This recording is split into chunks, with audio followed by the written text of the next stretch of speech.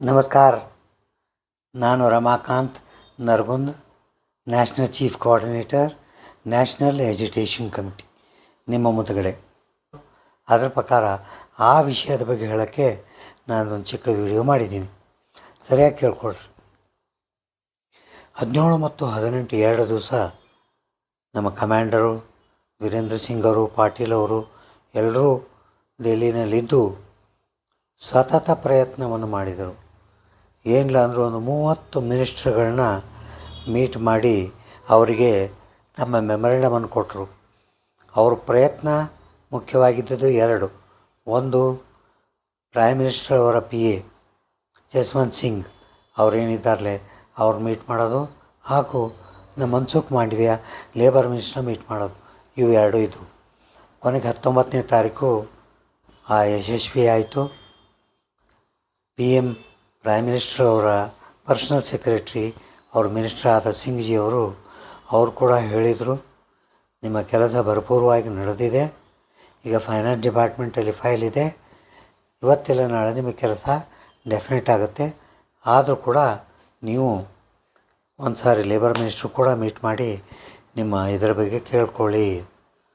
ನಮ್ಮವ್ರು ಹೋದ ಕಾರಣ ಏನಂದರೆ, ನಾವು ಮಾಡಿದ ಕಾರ್ಯಕ್ರಮದ ಪ್ಲ್ಯಾನ್ ಪ್ರಕಾರ ಬುಲ್ಡಾನಕ್ಕೆ ಪ್ರೈಮ್ ಮಿನಿಸ್ಟರ್ನ ಇನ್ವಿಟೇಷನ್ ಕೊಡೋಕ್ಕೆ ಹೋದಾಗ ಅವರು ಕೊಟ್ಟ ಲೆಟ್ರನ್ನು ತೊಗೊಂಡ್ರು, ಹಾಗೂ ನಮಗೆ ಕೆಲವು ಗೈಡ್ ಕೂಡ ಮಾಡಿದರು. ನೀವು ವಾಪಸ್ ಹೋಗ್ಬಿಟ್ಟು ಮಹಾರಾಷ್ಟ್ರದಲ್ಲಿ ನಿಮ್ಮ ಚೀಫ್ ಮಿನಿಸ್ಟರ್ ಥ್ರೂ ಕೂಡ ಒಂದು ರಿಕ್ವೆಸ್ಟ್ ಮಾಡಿ ಇನ್ವಿಟೇಷನ್ ಕಳಿಸ್ರಿ, ಆ ಪ್ರೋಟೋಕಾಲ್ ಫಾಲೋ ಮಾಡಬೇಕಾಗತ್ತೆ, ನಾನು ಕೂಡ ಪ್ರಯತ್ನ ಮಾಡ್ತೀನಿ ಅಂತ ಅವ್ರ ಕಡೆಯಿಂದ ಆಶ್ವಾಸನೆ ಕೊಟ್ಟರು.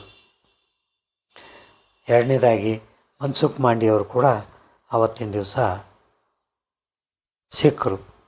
ಅದೇ ರೀತಿ ಮತ್ತು ನಮ್ಮ ಸಿಂಗ್ಜಿಯವರು ಹೇಳಿದರು, ನೋಡಿ ಸರ್, ನೀವು ಮಾಡ್ತೀನಿ ಅಂತೀರ, ನಾವು ಹೋಗಿ ಹೇಳ್ತೀವಲ್ಲಿ, ಈ ಸಲ ನಾವು ಏನು ಹೇಳಬೇಕು ನಮಗೇನು ಗೊತ್ತಾಗ್ತಾಯಿಲ್ಲ ಅಂತಾಗಿ ಗಟ್ಟಿ ಕೂತಾಗ ಅವ್ರು ಏನು ಹೇಳಿದರು ಅಂದರೆ, mission for pension is in full swing. ನಾವು ಮಾಡ್ತೀವಿ, ಎಲ್ಲ ಥರದ ಒಳ್ಳೆಯ ವಿಚಾರಗಳನ್ನು ಮಾಡಿ ನಿಮಗೆ ಮಿಷನ್ ಸಕ್ಸಸ್ ಮಾಡೋಂಗೆ ಮಾಡ್ತೀವಿ ಅಂತ ಆಶ್ವಾಸನೆ ಕೊಟ್ಟಿದ್ದಾರೆ. ಅವ್ರು ಕೂಡ ಹೇಳಿದರು, ನಾವು 3 ಡಿಪಾರ್ಟ್ಮೆಂಟಲ್ಲಿ ಆಗಬೇಕದು. ಒಂದು ನಮ್ಮ ಡಿಪಾರ್ಟ್ಮೆಂಟು, ಒಂದು ಫೈನಾನ್ಸ್ ಡಿಪಾರ್ಟ್ಮೆಂಟು, ಒಂದು ಪ್ರೈಮ್ ಮಿನಿಸ್ಟರ್ ಲೆವೆಲ್ ಡಿಪಾರ್ಟ್ಮೆಂಟು. ಎಲ್ಲ ಕಡೆಯಿಂದ ಕೂಡ ಎಲ್ಲರೂ ಇದರ ಬಗ್ಗೆ ಜಾಸ್ತಿ ವಿಚಾರ ಮಾಡಿ ಆದಷ್ಟು ಜಲ್ದಿ ನಿಮಗೆ ಮಾಡಿಕೊಡ್ತೀವಿ.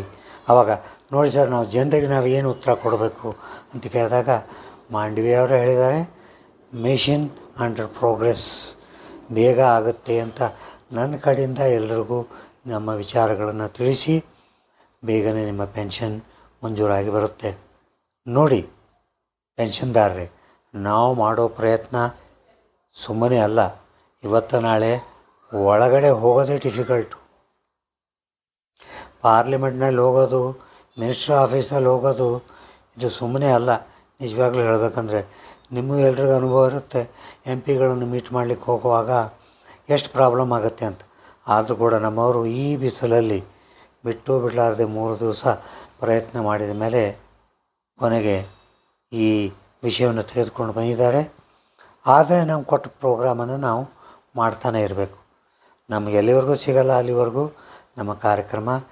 ಏನು ಹೇಳಿದ್ದೀನಲ್ಲ, ಎಲ್ಲ MP ಗಳನ್ನು ಮೀಟ್ ಮಾಡಿ ನೀವು ಯಾಕೆ ನಮ್ಮ ಪೆನ್ಷನ್ ಬಗ್ಗೆ ಮಾತಾಡಿ ಅಂತ ಗಟ್ಟಿಯಾಗಿ ಮಾತಾಡಬೇಕು.